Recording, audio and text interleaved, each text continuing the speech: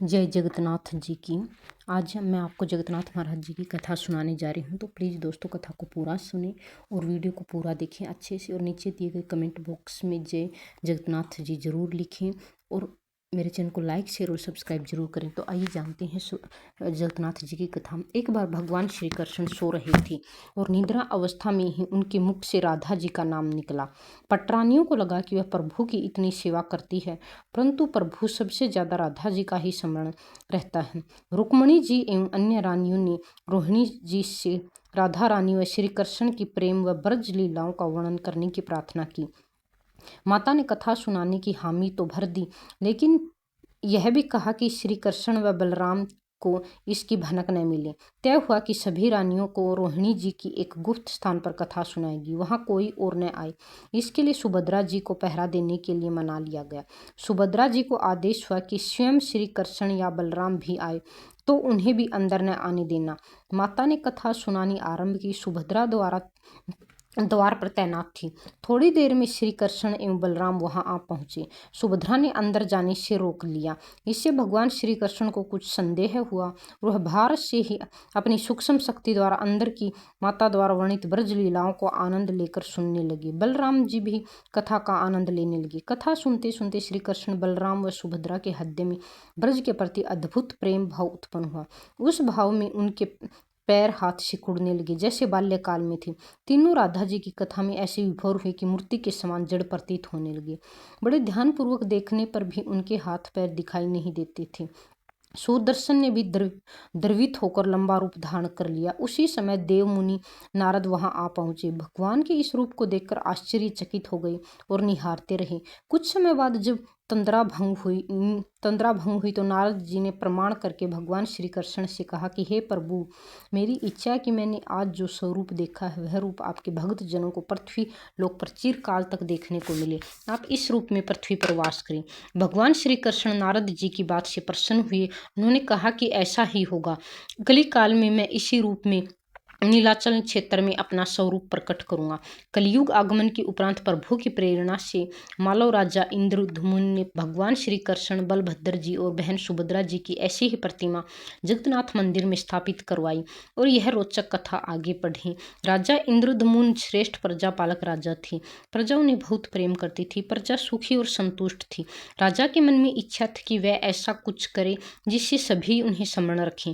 देव युग में इंद्रद्युम्न के मन में एक अज्ञात कामना प्रकट हुई कि वह ऐसा मंदिर का निर्माण कराए जैसे दुनिया में कहीं और न हो। इंद्रद्युम्न विचारने लगे कि आखिर उनके मंदिर में किस देवता की मूर्ति स्थापित करें। राजा के मन में यही इच्छा और चिंता रहने लगी। एक रात इसी पर गंभीर चिंतन करते हुए सो गए। नींद में राजा ने एक सपना देखा। सपना में उन्हें एक देवी वाणी सुनाई पड़ी। इंद्रद्युम्न ने सुना, राजा तुम पहले एक नए मंदिर का निर्माण प्रारंभ करो। मूर्ति विग्रह की चिंता छोड़ दो। उचित समय आने पर तुम्हें स्वयं राह दिखाई पड़ेगी। राजा नींद से जाग उठा। सुबह होते ही उन्होंने अपने मंत्रियों को सपने की बात बताई। राजपुरोहित के सुझाव पर शुभ मुहूर्त में पूर्वी समुद्र तट पर एक विशाल मंदिर के निर्माण का निश्चय हुआ। वैदिक मंत्रोच्चार के साथ मंदिर निर्माण का श्री गणेश हुआ। राजा इंद्रद्युम्न के मंदिर बनवाने की सूचना शिल्पियों और कारीगरों को हुई। सभी इसमें योगदान देने पहुंचे। दिन रात मंदिर के निर्माण में जुट गए। कुछ ही वर्षों में मंदिर बनकर तैयार हुआ। सागर तट पर एक विशाल मंदिर का निर्माण हो गया, परंतु मंदिर के भीतर भगवान की मूर्ति की समस्या जस की तस थी। राजा फिर से चिंतित रहने लगे। एक दिन मंदिर के गर्भगृह में बैठकर इसी चिंतन में राजा की आंखों में आंसू निकल आए। राजा ने भगवान से विनती की, प्रभु आपके किस स्वरूप को इस मंदिर में स्थापित करूं, इसकी चिंता से मैं व्यग्र हूँ। मार्ग दिखाइए। आपने स्वप्न में जो संकेत दिया था उसे पूरा होने का कब समय आएगा। देव विग्रह विहीन मंदिर देख सभी मुझ पर हंसेंगे। राजा की आंख से आंसू झर रहे थे और प्रभु से प्रार्थना करते जा रहे थे, प्रभु आपके आशीर्वाद से मेरा बड़ा सम्मान है। प्रजा से होगी कि मैंने झूठ मूठ में स्वप्न में आपके आदेश की बात कहकर इतना बड़ा श्रम कराया। हे प्रभु, मार्ग दिखाइए। राजा दुखी मन से अपने महल में चले गए। उस रात को राजा ने फिर एक सपना देखा। सपने में उसे देववाणी सुनाई दी, राजन, यहाँ निकट में ही भगवान श्री कृष्ण का विग्रह रूप है। तुम उन्हें खोजने का प्रयास करो, तुम्हें दर्शन मिलेंगे। इंद्रद्युम्न ने स्वप्न की बात पुनः पुरोहित और मंत्रियों को बताई। सभी ये निष्कर्ष निकालने पर पहुंचे कि प्रभु की कृपा सहज प्राप्त नहीं होती।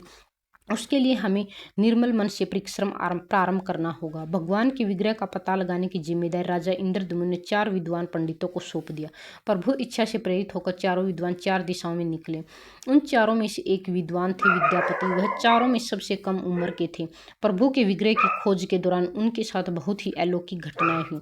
प्रभु का विग्रह किससे मिला, यह प्रसंग आगे पढ़ें।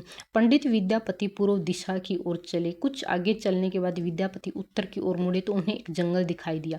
वन भयावह था। विद्यापति श्री कृष्ण के उपासक थे। उन्होंने श्री कृष्ण का स्मरण किया और राह दिखाने की प्रार्थना की।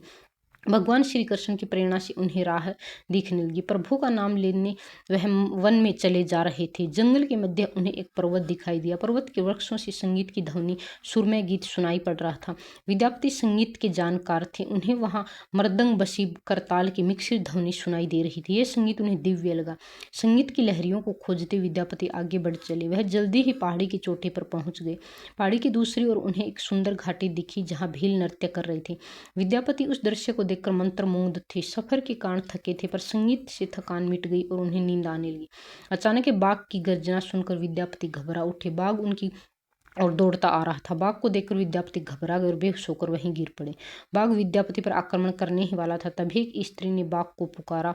बाघा उस आवाज को सुनकर बाघा मौन खड़ा हो गया। स्त्री ने उसे लौटने का आदेश दिया तो बाघ लौट पड़ा। बाघ उस स्त्री के पैरों के पास ऐसे लौटने लगा जैसे कोई बिल्ली पुचकार सुनकर खेलने लगती है। युवती बाघ की पीठ को प्यार से थपथपाने लगी और बाघ स्नेह से लौटता रहा। वैसी स्त्री वहां मौजूद स्त्रियों में सर्वाधिक सुंदर थी। वह भीलों की राजा विश्वावसु की इकलौती पुत्री ललिता थी। ललिता ने अपनी सेविकाओं को अचेत विद्यापति की देखभाल के लिए भेजा। सेविकाओं ने झरने से जल लेकर विद्यापति पर छिड़का। कुछ देर बाद विद्यापति की चेतना लौटी। उन्हें जल पिलाया गया। विद्यापति यह सब देखकर कुछ आश्चर्य में थे। ललित विद्यापति के पास कोई आई, पूछा, आप कौन हैं और भयानक जानवरों से भरे इस वन में आप कैसे पहुंचे? आपके आने का प्रयोजन बताइए ताकि मैं आपकी सहायता कर सकूं। विद्यापति के मन से बाघ का भय पूरी तरह गया नहीं था। ललित ने यह बात भांप ली और उन्हें सांत्वना देते हुए कहा कि विप्रवर, आप मेरे साथ चलें। जब आप स्वस्थ हो तब अपने लक्ष्य की ओर प्रस्थान करें। विद्यापति ललित के पीछे पीछे उनकी बस्ती की तरफ चल दिए। विद्यापति भीलों के पास राजा विश्वायु से मिले और उन्हें अपना परिचय दिया। विश्वायु विद्यापति जैसे विद्वान मिलकर बड़े प्रसन्न हुए। विश्वायु के अनुरोध पर विद्यापति कुछ दिन वहां अतिथि बनकर रुके। वह भीलों को धर्म और ज्ञान का उपदेश देने लगे। उनके उपदेशों को विश्वायु तथा ललित बड़ी रुचि के साथ सुनते थे। ललिता का मन में विद्यापति के प्रति अनुराग पैदा हो गया। विद्यापति ने भी भाप लिया कि ललिता जैसी सुंदरी को उनसे प्रेम हो गया, किंतु विद्यापति एक बड़े कार्य के लिए निकले थे। अचानक एक दिन विद्यापति बीमार हो गए। ललित ने उनकी सेवा शुश्रूषा की। इससे विद्यापति के मन में भी ललिता के प्रति प्रेम भाव पैदा हो गए। राजा ने प्रस्ताव रखा कि विद्यापति ललिता से विवाह कर ले। विद्यापति ने इसे स्वीकार लिया। कुछ दिनों के सुखमय बीते। ललिता से विवाह करके विद्यापति प्रसन्न तो था, पर जिस महत्वपूर्ण कार्य के लिए वह आए थे वह अधूरा था। अब यही चिंता उन्हें बार बार सताती थी। इस बीच विद्यापति को एक विशेष बात पता चली। राजा हर रोज सवेरे उठकर कहीं चला जाता था और सूर्योदय के बाद ही लौटता था। कितनी भी विकट स्थिति हो, उसका यह नियम कभी नहीं टूटा। विश्वायु के इस व्रत पर विद्यापति को आश्चर्य हुआ। उनके मन में इस रहस्य को जानने की इच्छा है। आखिर विश्वावसु जाता कहाँ है? एक दिन विद्यापति ने ललिता से इस संबंध में पूछा। ललित यह सुनकर सहम गई। आखिर वह क्या रहस्य था? क्या वह रहस्य विद्यापति के कार्य में सहयोगी था या विद्यापति पत्नी के प्रेम में मार्ग भटक गए? यह प्रसंग आगे सुनी। विद्यापति ने ललित से उनके पिता द्वारा प्रतिदिन सुबह किसी अज्ञात स्थान पर जाने और सूर्योदय से पूर्व लौटने का रहस्य पूछे। विश्वावसु का नियम किसी हाल में नहीं टूटता, तो चाहे कितनी भी विकट परिस्थिति क्यों न हो। ललिता के सामने धर्म संकट आ गया। वह पति की बात को ठुकरा नहीं सकती थी, लेकिन पति जो पूछ रहा था वह उसके वंश की गोपनीय परंपरा से जुड़ी बात थी जिसे खोलना संभव नहीं था। ललिता ने कहा, स्वामी, यह हमारे कुल का रहस्य है जिसे किसी के सामने नहीं खोला जा सकता, परंतु आप मेरे पति हैं और मैं आपको कुल का पुरुष मानते हुए जितना संभव हो उतना बताती हूँ। यहाँ से कुछ दूरी पर एक गुफा जिसके अंदर हमारे कुल देवता, उनकी पूजा हमारे सभी पूर्वज करते हैं। यह पूजा निर्बाध चलती रहनी चाहिए। उसी पूजा के लिए पिताजी रोज सुबह नियमित रूप से जाते हैं। विद्यापति ने ललिता से कहा कि वह भी उसके कुल देवता के दर्शन करना चाहते। ललिता बोली, ये संभव नहीं, हमारे कुल देवता के बारे में किसी को जानने की इच्छा है। ये सुनकर मेरे पिता क्रोधित हो जाएंगे।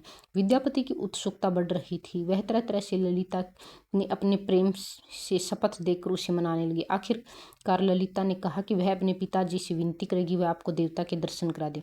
ललिता ने पिता से सारी बात कही, वह क्रोधित हो गए। ललिता ने जब यह कहा कि मैं आपको अकेली संतान हूँ, आपके बाद देवता की पूजा का दायित्व मेरा होगा, इसलिए मेरे पति का यह अधिकार बनता है क्योंकि आगे उसे ही पूजना होगा। विश्वासु इस तर्क के आगे झुक गए। वह बोले, गुफा के दर्शन किसी को भी तभी कराए जा सकते हैं जब वह भगवान की पूजा का दायित्व अपने हाथ में ले। विद्यापति ने दायित्व स्वीकार किया तो विश्वासु देवता के दर्शन कराने को राजी हो गए। दूसरे दिन सूर्योदय से पूर्व विद्यापति की आंखों पर पट्टी बांधकर विश्वासु उसका दाहिना हाथ पकड़कर गुफा की तरफ निकले। विद्यापति ने मुट्ठी में सरसों रख लिया था जिसे रास्ते में छोड़ते हुए गए। गुफा के पास पहुंचकर विश्वासु रुके और गुफा के पास पहुंच गए। विश्वासु ने विद्यापति की आंखों में काली पट्टी खोल दी। उस गुफा में नीले रंग का प्रकाश चमक उठा। हाथों में मुरली लिए भगवान श्री कृष्ण का रूप विद्यापति को दिखाई दिया।